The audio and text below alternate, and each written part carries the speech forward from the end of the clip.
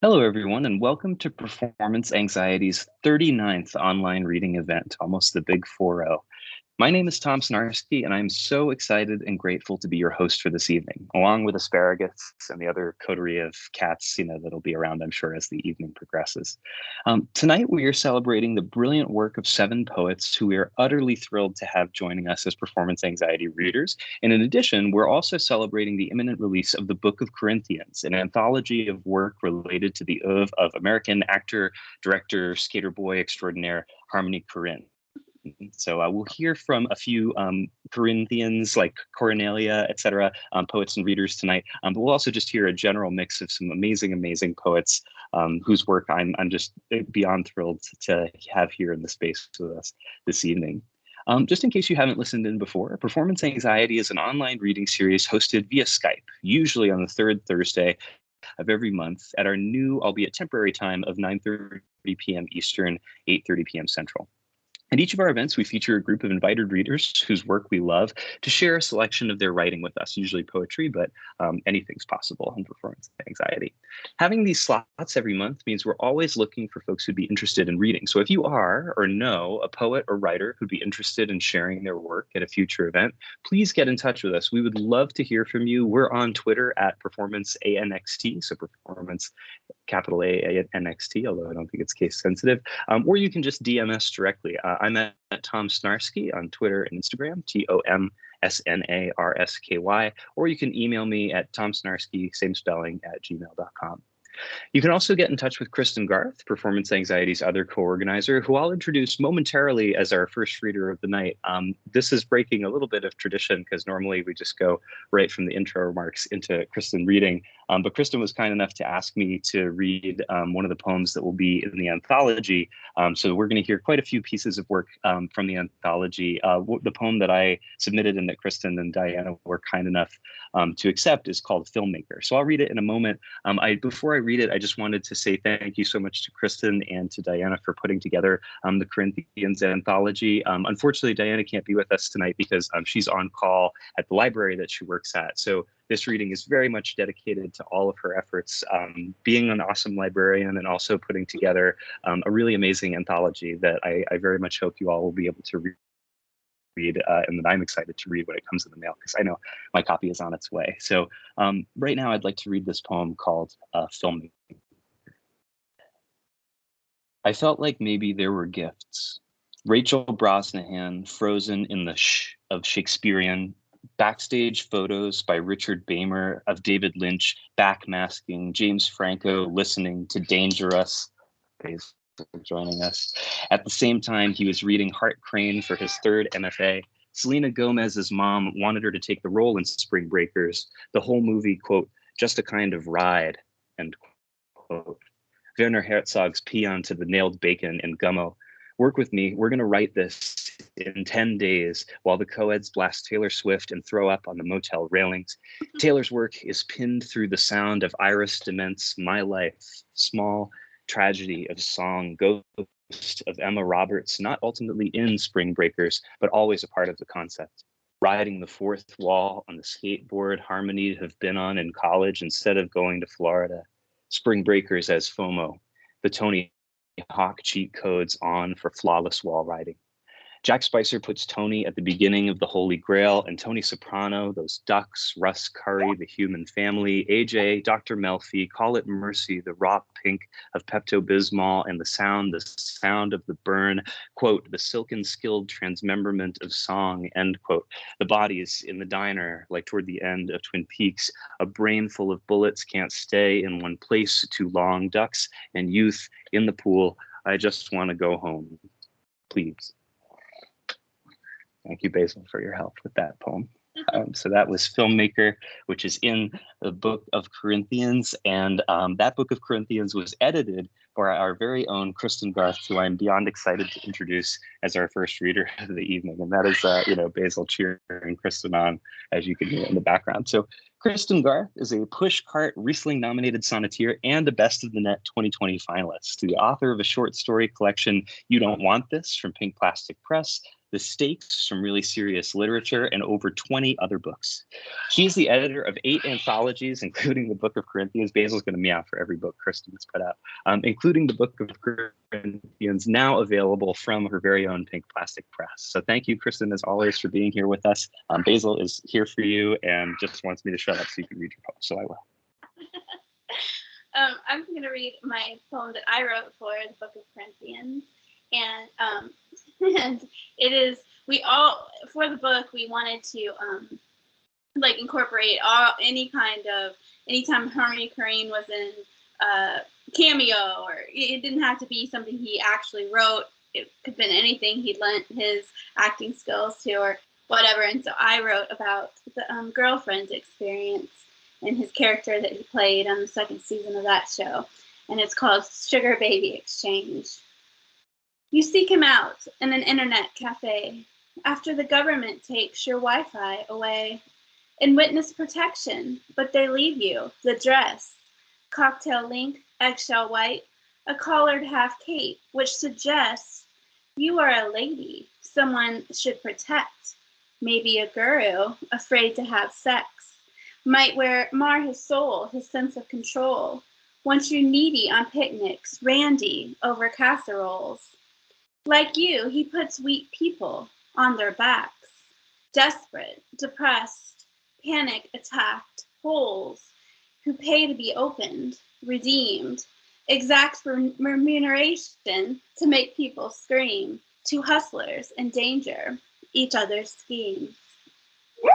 And my second, I'm going to read one more sonnet that I wrote that's about, not from the Corinthians, it's about the show, well, it's a true crime case about Michelle Carter, but the show, The Girl from Plainville, and it's called Romeo is Dead. Why would you want to die like Juliet when you could live like Shakespeare? Author of destruction of one you cannot forget, yet you made disappear because it's better for the narrative, even on Facebook. Neither the fault of heavenly bodies nor antidepressants either took. But desire to be Lea Michele on Glee or a John Green teen femme fatale must text his ghost periodically to keep up your morale because he was your first boyfriend, confidant you had, no breakup, just ascension, constellation overhead. Juliet is posting, Romeo is dead. Thank you.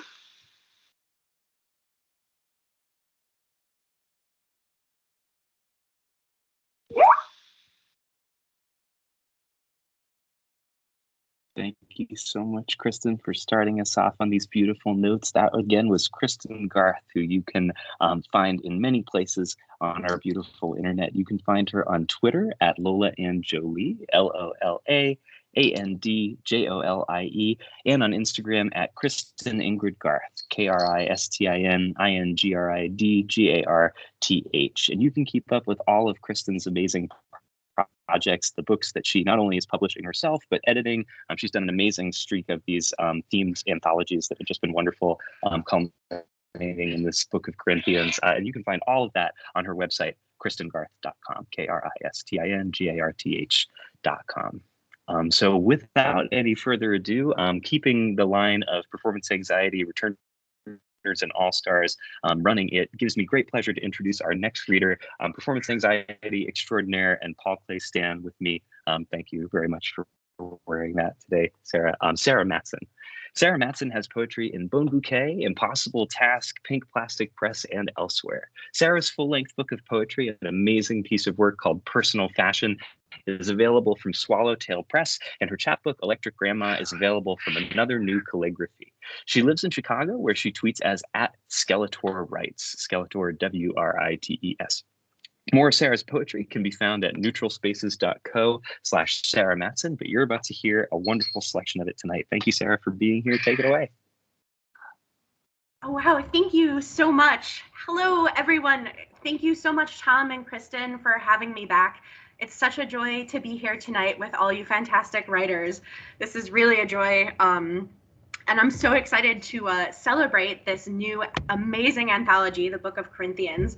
And I'm super honored that my first poem tonight is included in that collection that Kristin and Diana curated. And this is inspired by the Harmony Korine directed film Above the Below.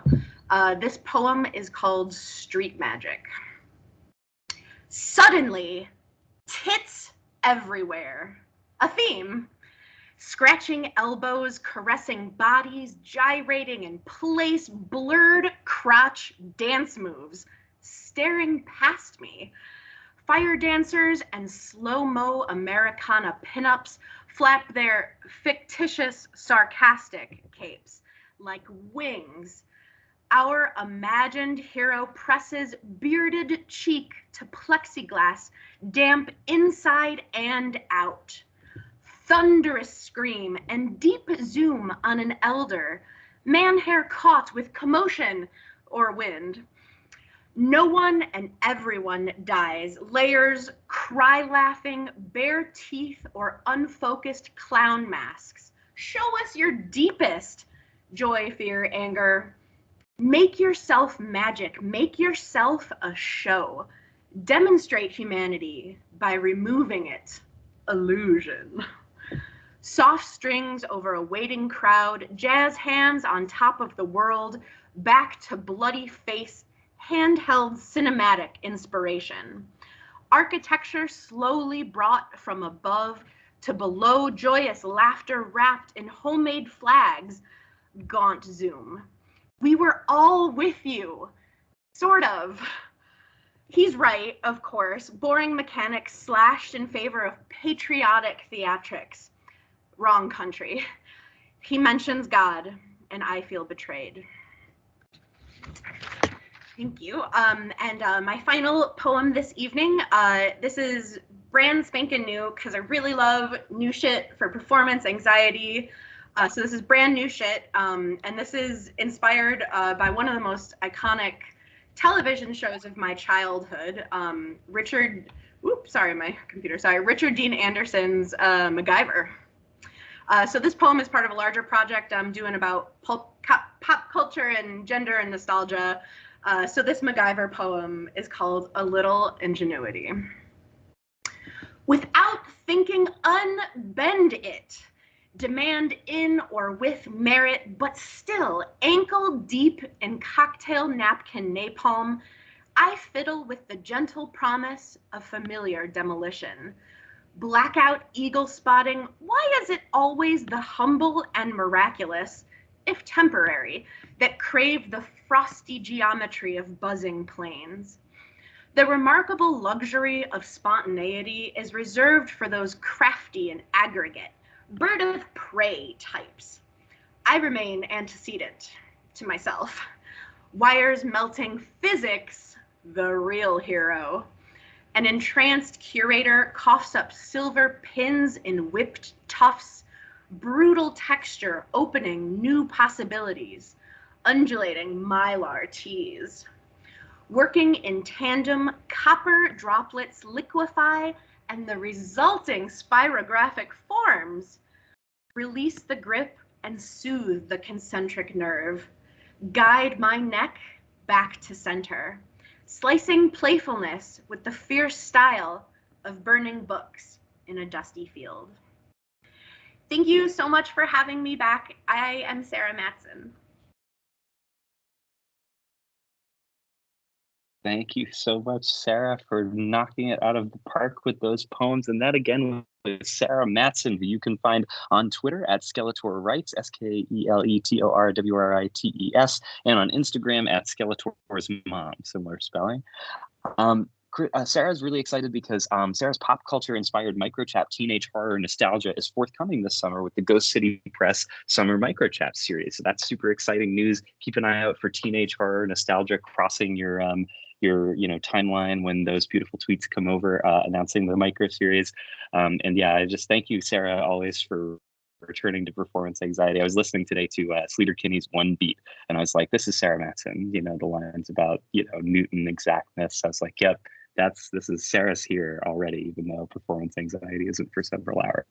So, speaking of Ghost City and Ghost City Press, I'm very, very excited to introduce our next reader, another performance anxiety all-star and contributor extraordinaire to the wonderful series of anthologies, and also sometime editor of those anthologies.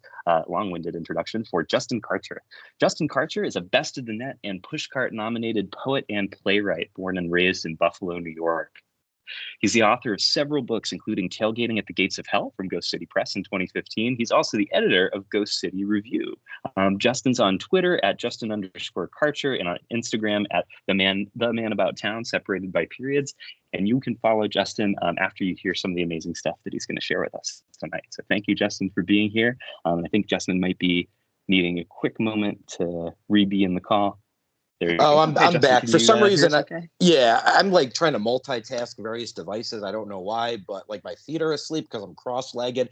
I don't know what posture I decided to go with this, but we're just got to roll with it now. So, but thank you for that introduction, though. Can everyone hear me good? Okay, cool. Yes, you're good. Take it away. Okay, perfect. So I wrote a short play for the Book of Corinthians. So if I had planned accordingly, I would have had one of my actor friends, like we could have performed it, but I did not necessarily plan accordingly for that. So I'm going to read one of the monologues in it, and it's called Necklaces Hanging from Branches of Trees. It's inspired by Gummo. So I'll kind of read what I think is the least out of context monologue in it. So we'll start there. This is from a character named Charlie.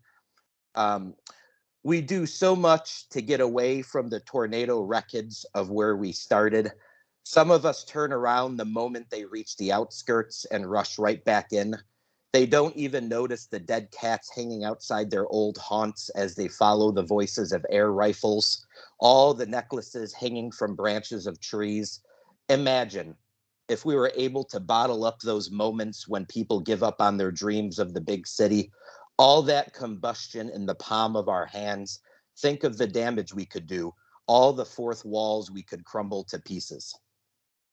So that's like the least out of context monologue. But it's a depressing little play. But inspired by Gummo. And then I have a poem. This poem was shortlisted for the Wrongdoing Cinema and Sin contest. It's called Just Another Queen City Crucifixion Party. All the Novocaine in the world and a bunch of depressed UB dental students who've forgotten how to take a bite out of life.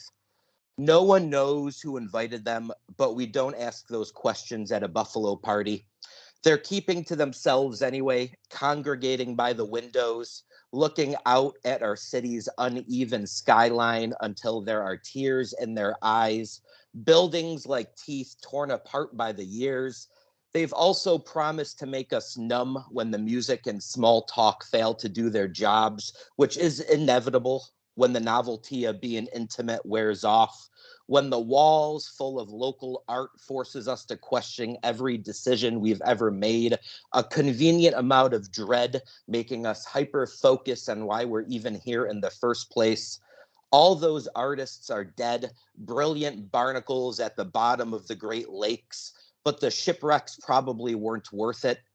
It's tough, though, to avoid that descending darkness, especially here, because it's the little moments that send us spiraling, like realizing that all the music that's been playing is from a Spotify playlist labeled TikTok Songs 2022. The desperation to stay relevant, because our day has never come. It'll probably never arrive for our generation, like a horror movie with no light at the end of the tunnel. Speaking of scares, someone starts loudly talking about Midsummer as they're double fisting White Claw, how it's the greatest ever, how Americans just don't get horror. Someone is always bringing up Midsummer these days, the cool thing to do. The secret desire we all have, I guess, to find ourselves in the clutches of some pagan cult. All your answers answered. No need to float like an oblong balloon stuffed with a helium of questions. Unfortunately, we like being fixed, even if the situation is unhealthy. A positive momentum we always turn away from. Eventually, I'm depressed brave and shout out that Hellraiser is a better movie than Midsummer. And boom, a heretical hush falls over the party. It's like I'm a parasite. Everyone looking at me with Pharisee eyes. I quietly mutter, Jesus wept. Then suddenly the UB students pin me down. They Novocaine me up until there's a wash of unfeeling everywhere. Now it's pointless to take a bite out of life. Then that Midsummer person says, there are nails in the basement. And I know what's about to happen because we're on Richmond Avenue in Buffalo's West Side. A book ended by a Gothic psychiatric hospital and a bipolar body of water. How lake effect means a lot more than what a Doppler can decode.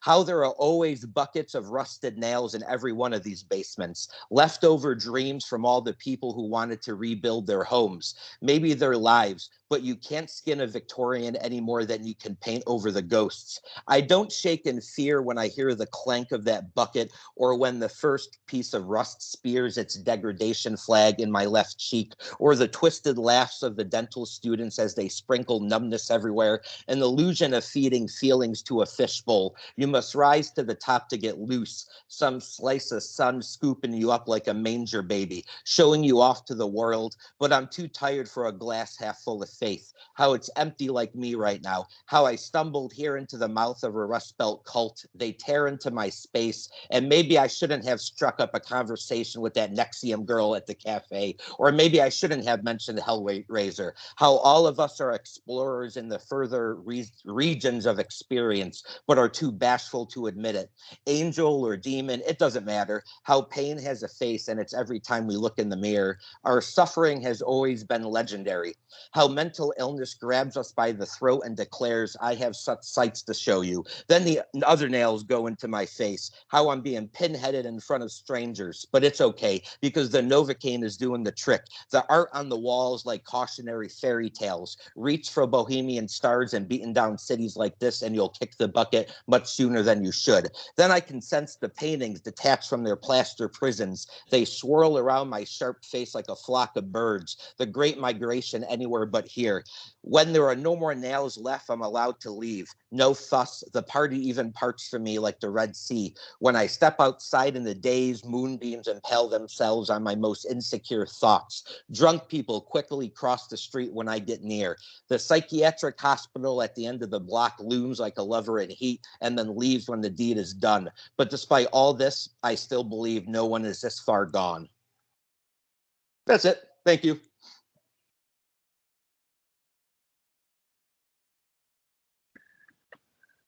In the absolute pocket of that one was Justin Karcher. Oh my God. Like, I was in the dentist 1996 for a minute, and then I was in Buffalo, and then I don't even know where I was. That was beautiful. And that was Justin Karcher, who you can find on Twitter at Justin_Karcher, Karcher, on Instagram at the.man.about.town. And again, Justin has a short play, context included, in the recently released print anthology, The Book of Corinthians, that we very much hope you will check out. Gummo fans everywhere, please take a look.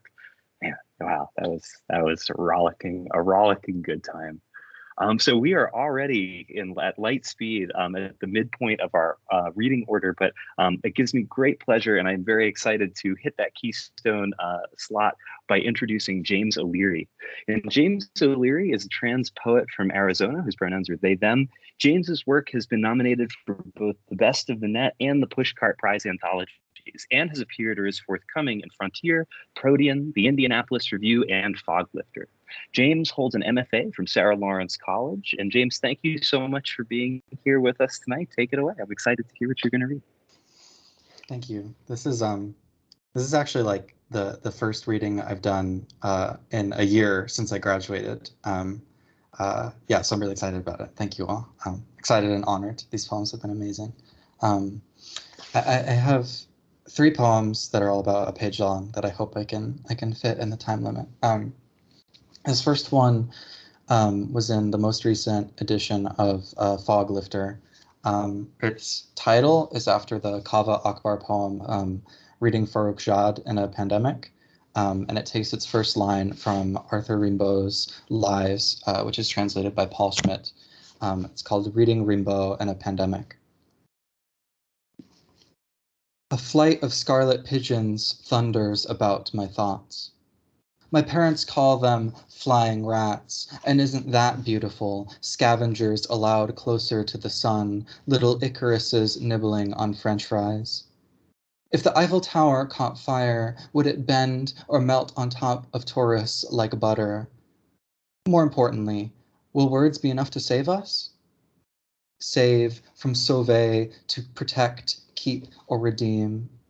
Protect, my name means guardian, my throat a rusted shield. Every time I open my mouth, nobody storms the Bastille to lick up blood or blow bubbles into too hot potato soup. It is quite loud in my room, the invisible lightning of three-toed feet in bird-shit rain on the roof. If I'm a liar, will words be enough to redeem me? Child prodigy syndrome, a forgotten class promise, i.e. mid-20s is already past my prime to become a hot twink poet lost tragically at sea. And who does that save? Savior, one who economizes, and suddenly capital motions my mouth again. The game restarts before the final boss, i.e. the rats are shooed away before scraps enter their delicate beaks, i.e. I cannot summon the courage to abandon my life, i.e. blow a billionaire's brain out with a high-caliber rifle. For legal reasons, this is a joke. For Ars Poetica reasons, thoughts do not equal action, but can beget movement if given time to ferment. What do liars deserve? Feathers? What about disease-ridden birds? Saved? Let me try a different definition. Kept for future use. Instructions stored in ink for safekeeping.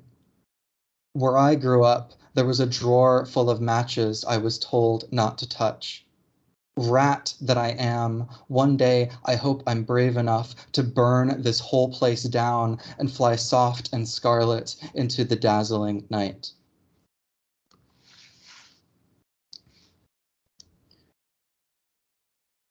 Okay.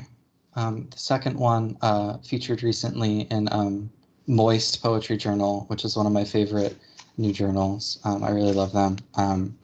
It's a little sonnet called Self-Portrait as Virgin Moon, or Boy Mode Rebirth at the End of Lent.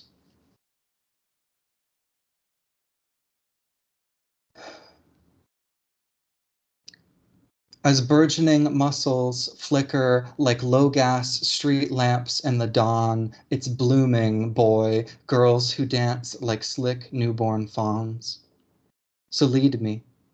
There's a moth on your shirt in the closet, a mark on your face.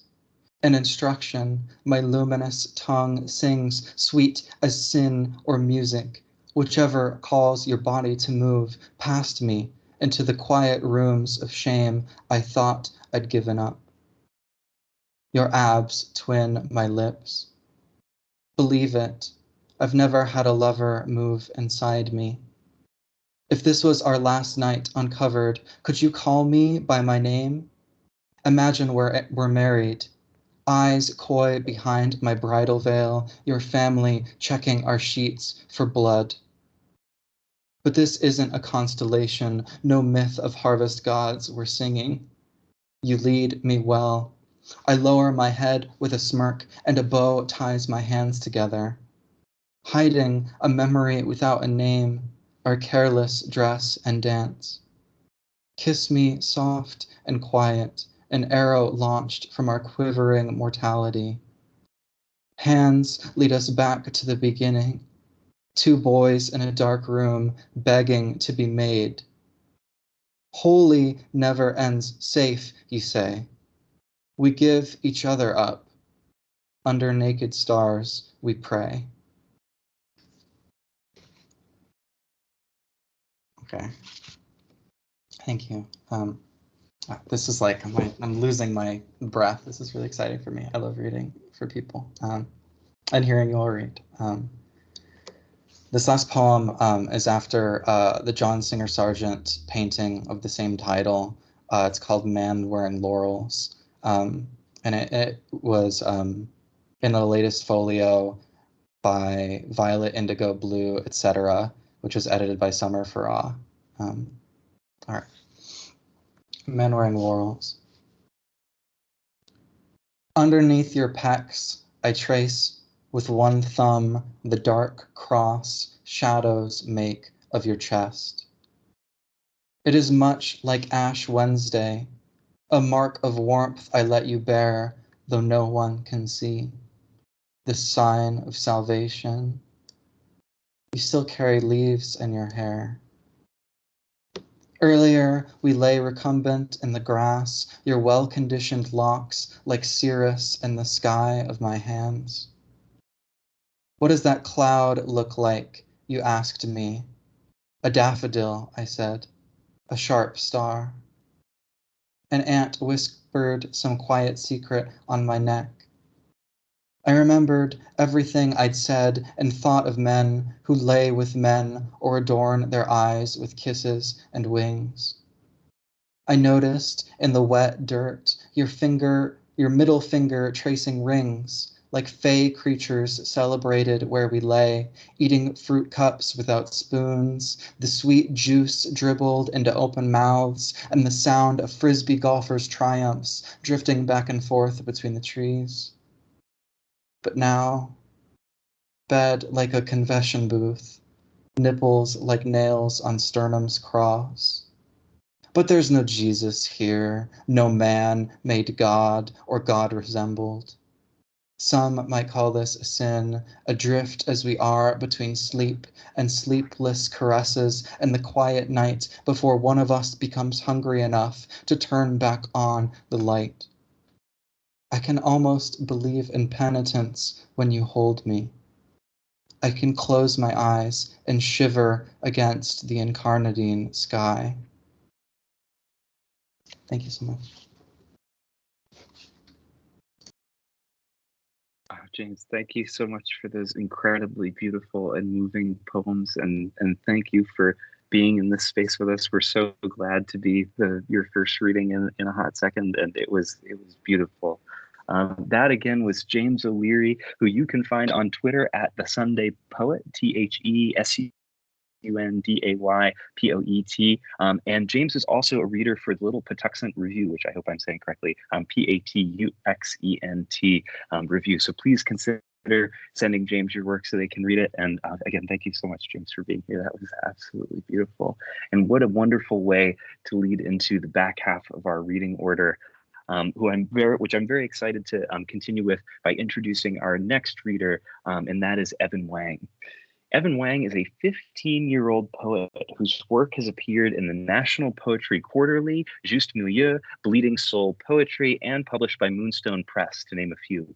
He's the recipient of the 2021-2022 Youth Appreciation Award and an admitted student to the Iowa Young Writers Studio and UMass Amherst Juniper Institute. Amazing. UMass is very close to my heart as a Massachusetts child.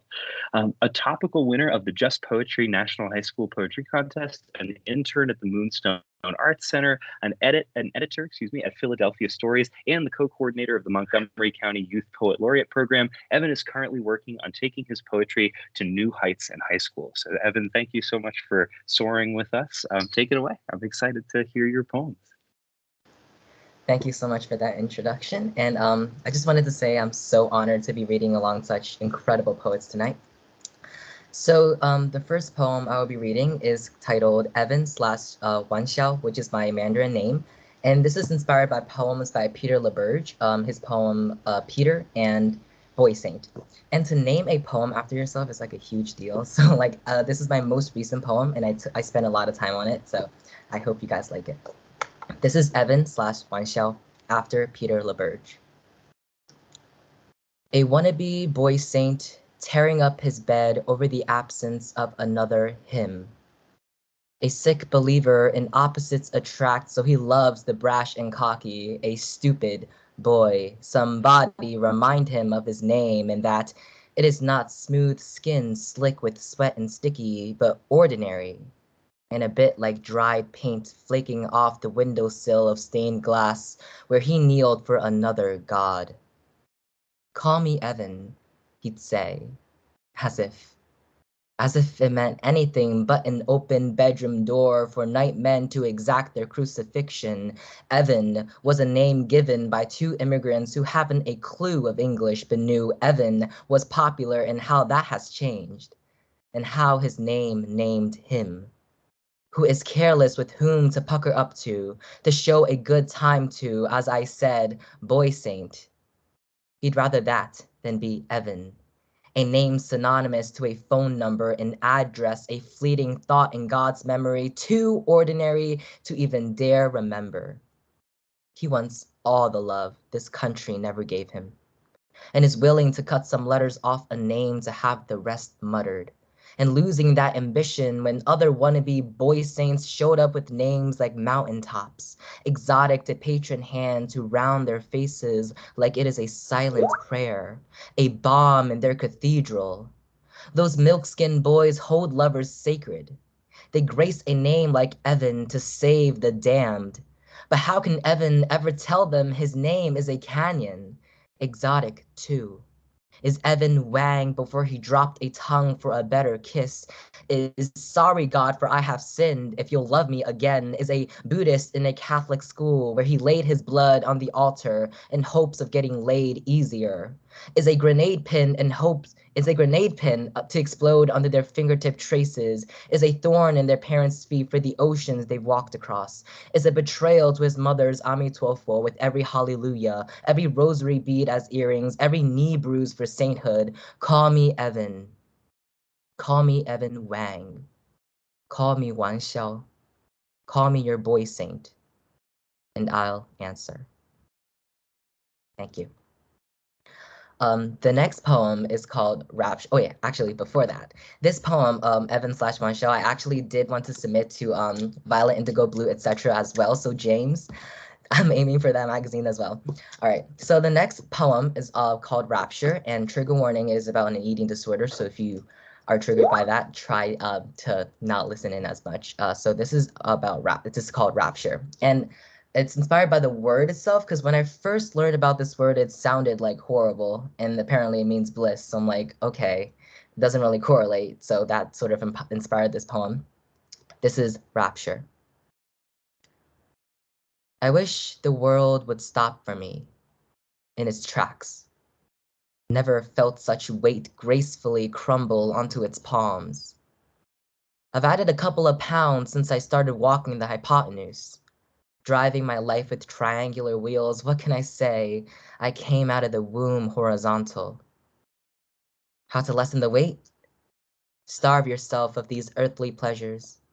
Shelter a cocoon and live and laugh all you want, but wait until the world doesn't glare anymore. Then the roads are open to rapture. Run as you will, lose more weight, but swallow that impossible feeling. It will be weightless gain, full, impossible to hate again. I swear I don't miss the empty well, where every sip of water is an echo in a spacious cave. To be perfect is to cut skin and bone, and I no longer have to do so. I am no longer ever molding surface. My thinning love rhymes with pounds and mounds, and one day I'll be loved and give love, but still wonder if the jawline is sharp enough to cut. When there is a way to measure how heavy, learn to step down from the scale and keep your worth or weight inside you. After all, even a word sounding as nasty as rapture can mean bliss. Thank you. The last poem I will be reading is a poem called Something Gentle. I wrote this back in April, National Poetry Month, and it's inspired by a prompt from Escape Roll, which was started by the poet Savannah Brown, my favorite poet. She's so good. And so this is called Something Gentle. If I take a razor blade to the tongue, with the muscles part? Is it something gentle, able to graze and not lash? Is the Chinese still sharp, the English gushing out? Or did I actually listen to the 1986 newspaper in human form and parted my lips to find a rotten tongue, or replaced by a parasite I let in to feed on the potential? Is it something gentle? I ask to a needle. But what makes you good or better never is gentle. Like the midnight screams of a drunk father stumbling with euphoria in a house slicked with alcohol, taking part in his hangover next morning. I'm sorry, he says, once again. But does sorry turn red eyes into something gentle? Does sorry close the distance between a child and his father and make him gentle? If I took a razor blade to a child's tongue and split the muscle apart, would I see a brew with one half speaking the language of their strong mother and the other embedded with beer bottle shards? Will the same ethanol drive them into guardrails down the line? Will they deserve a family or keep them up at night? Or perhaps they will marry no alcohol. And when they grow up, I'd like to ask them, is it something very gentle? Thank you.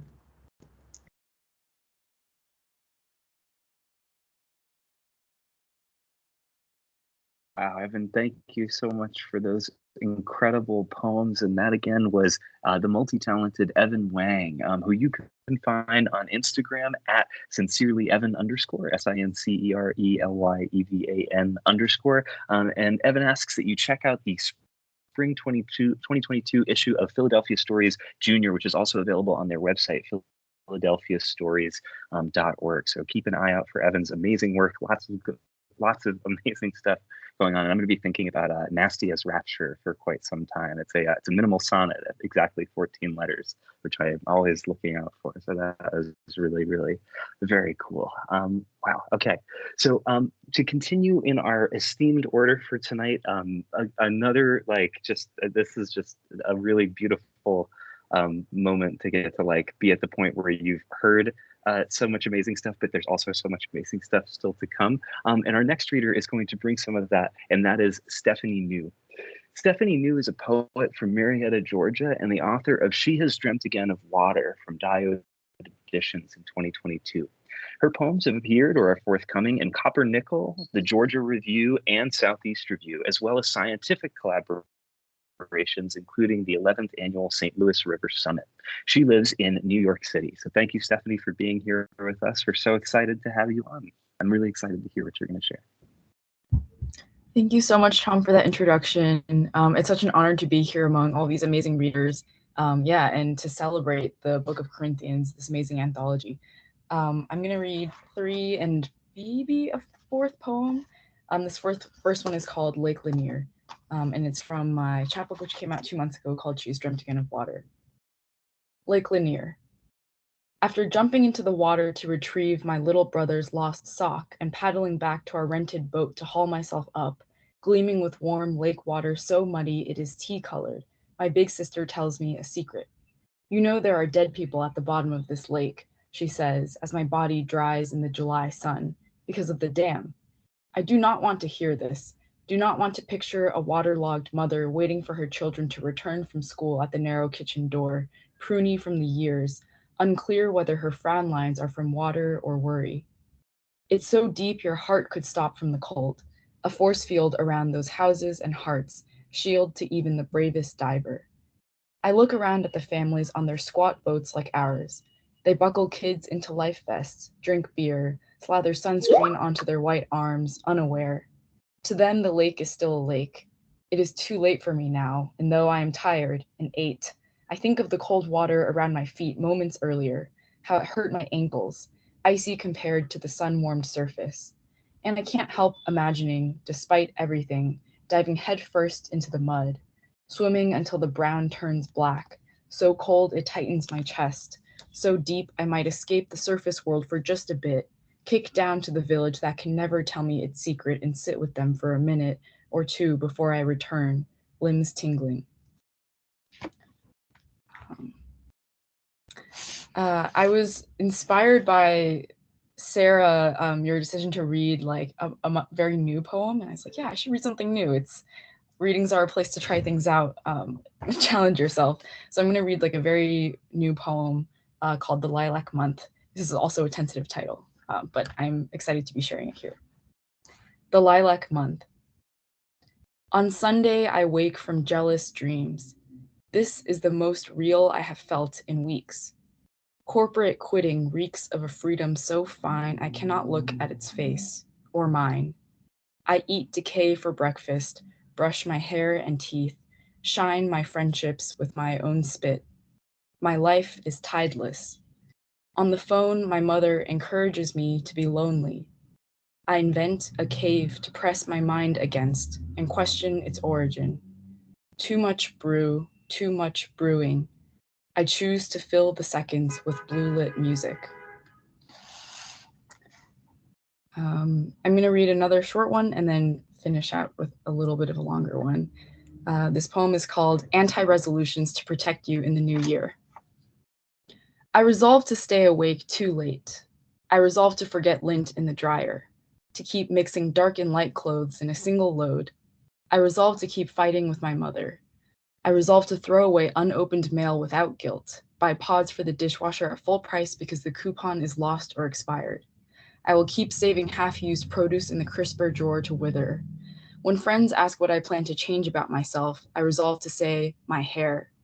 I will keep cutting it short with the blunt office scissors, the ones not made for anything but paper, because I love my split ends, adore my ugly shirts, because I'm interested in neither being better nor being worse. And I'll close out with the last poem from my chapbook, also sort of on the theme of water and descent, and it's called Diver Walks into the Sea and Stays. And there's 3 sections of this poem which are named after zones of the ocean, which are defined by their distance from the shore. Diver walks into the sea and stays. Zone 1, intertidal. Before I go, I learn to clear my ears, remove water from my mask while under, control my breath until my lungs become a kind of swim bladder. Even then, I am unwieldy, unnatural. I'm clunky machinery strapped to a barrel of air and plastic-finned feet. I am a lemming stepping into nothing. I walk the plank freely. Once under, I can breathe. Here, everything is slowed, a miracle, even wisps of ink suspended. Everything is worthy of devotion. I see how quietly the world goes about its business without me. The purple stars, the glow of shark embryos resting on the kelp forest floor. I want something impossible, to hear a secret no human has been told. Zone 2, pelagic. Let me introduce you. Here's the music of a moving eel. Many strange teeth, ink suspended in the sea. Everywhere green, the color of permission. We swim sinless, arms and hearts indistinguishable. We cannot see or even imagine the bottom from this distance. Zone 3, benthic. I lack jaws. I lure with light. My clear face is one big eye. In heavy cold, my shape is wise. I need nothing. I survive. Thank you so much.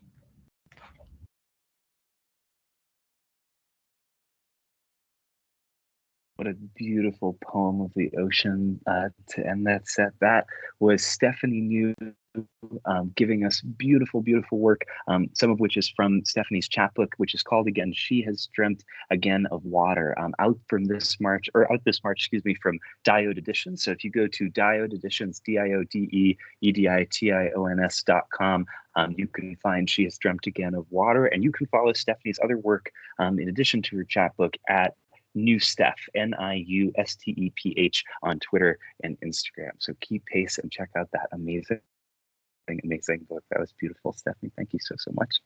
And it's always a little bit bittersweet to get to the point where I'm introducing our last reader, but this has been an absolutely beautiful ride to get to this point, and I am beyond excited to close it out by introducing Micaela Walley. Micaela Walley is a poet and essayist originally from Montgomery, Alabama. She is the author of the chapbook Cut the Lights and has been published in many places such as the HuffPost, OK Donkey Magazine, Salt Hill Journal, and others. She currently lives in Baltimore, Maryland with her husband and her best friend, Chunky. monkey, the cat. Cat representation is always welcome at Performance Anxiety. Thank you, Micaela, and I'm so excited to hear your poems. Oh my gosh, I am like a little starstruck right now because I recognize all, if not most of you from different online spaces, and I'm very familiar with some of your work. So it is really a pleasure to be here, and it's so nice to put some faces to some names. So thank you so much, Tom, for inviting me. This has really been great. So I'm just going to read 3 really short poems. They're all from my debut collection, Cut the Lights. It just came out 2 weeks ago, so I am still getting to know it, I think. So what a great space to get to know it, right? And I should preface this by saying the book narrates a year in which I lost both of my grandparents to COVID, but also simultaneously fell extremely in love with my partner.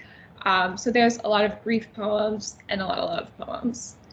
So the first one is called If Heaven Tastes Like Maple Syrup. If heaven tastes like maple syrup, God would have nothing less than some constant pre-pancake aura about him, some cosmic eggs and bacon energy luring us all inside. There must be a reason we're supposed to want to go there. Heaven, I mean.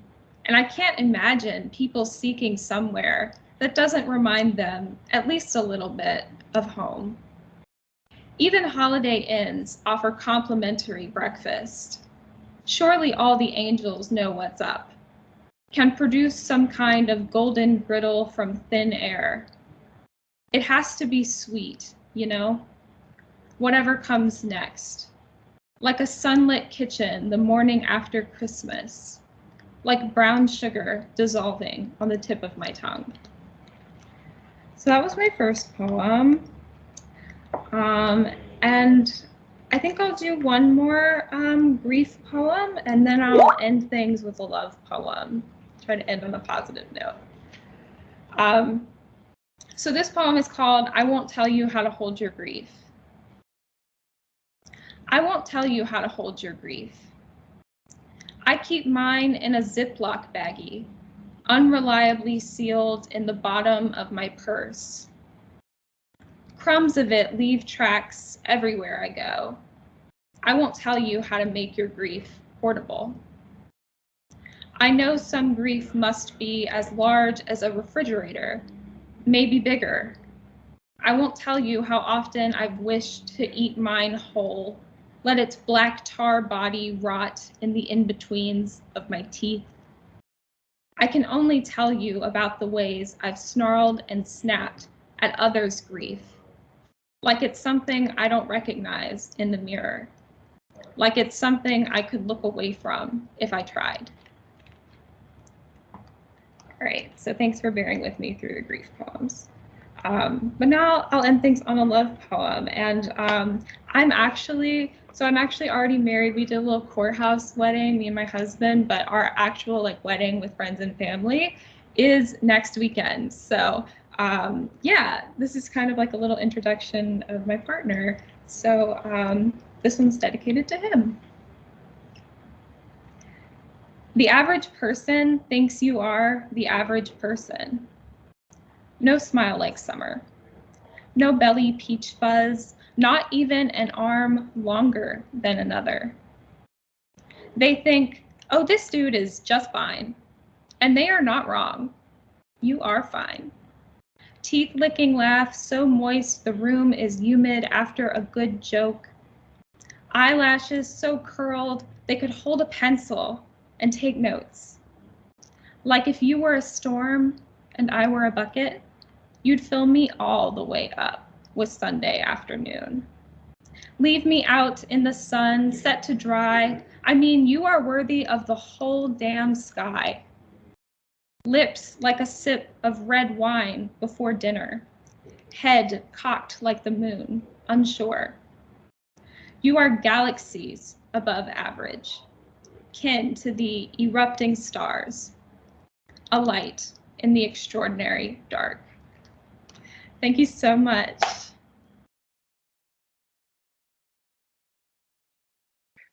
Thank you so much, Micaela, for those beautiful poems. I feel like the mini song pantheon has really been gifted by tonight between Evan's Nastiest Rapture and Micaela's pre-pancake aura. That was a real gift to the 14-letter poem as a form. That again was Micaela Walley, who you can find on Twitter and Instagram at Micaela_poetry, MICAELA_POETRY. And you can find Micaela's chapbook, Cut the Lights, at micaelawalley.com, MICAELAWALLEY.com. Check it out. Support Chunky the Cat and also Micaela's wonderful, wonderful writing. Yeah, this was an absolutely beautiful, like, it feels like this week has been kind of long, and to come to this on Thursday night is always like one of the best things ever. I am just so grateful to all of our readers for sharing their beautiful work with us this evening, and thank you too to our listeners, whether you're listening live with us in the call or on YouTube to the recording. Thank you for giving this hour of your life over to poetry. That's no small feat, and we appreciate having you here. I hope that if you're listening with a chaplet of new shit close at hand, new poems that you're excited about, I hope you might consider dropping us a line. We are again at performanceanxt on Twitter, or you can just email me, tomsnarsky@gmail.com. We would love to have you share your work at a future event. Usually we have events on third Thursdays, but our next reading is actually going to be on June 23rd, which is technically the fourth Thursday in June. Third Thursday, Bloomsday, which is June 16th, my students will be graduating from high school. So I will be there doing that. And then we will have our reading on the 23rd, the week after. So we would love for you to be there. And it would be super rad if you could invite all your friends whose poems you're amazed by and just you want to hear them read. So in performance anxiety tradition, I'd like to close tonight with a poem. This is a poem, I think I may have even done this before for performance anxiety, but this is from Thomas James's book. I guess it's probably disappearing on the little thing here, Letters to a Stranger, which is a lovely and mysterious little book. And this poem is from very, very early on. It's called Carnations. So thank you again so much. And this, by Thomas James from 1977 or so, is Carnations. The scent of carnations is too heady, too full of edges for me to climb to sleep. The window's colors coil and unravel, snakes moving through smoke, flamily shedding their skeins. Carnations are too pale for this faceted cut glass bowl. Instead of all this permanence, I would have preferred a bouquet of yellow flowers, buttercups perhaps, petals that might shrivel easily. If you had wanted to ignite this room, you should have settled for a honey jar, some crock shaped out of stone, with slender brush strokes of pale blue buds, no other embellishment.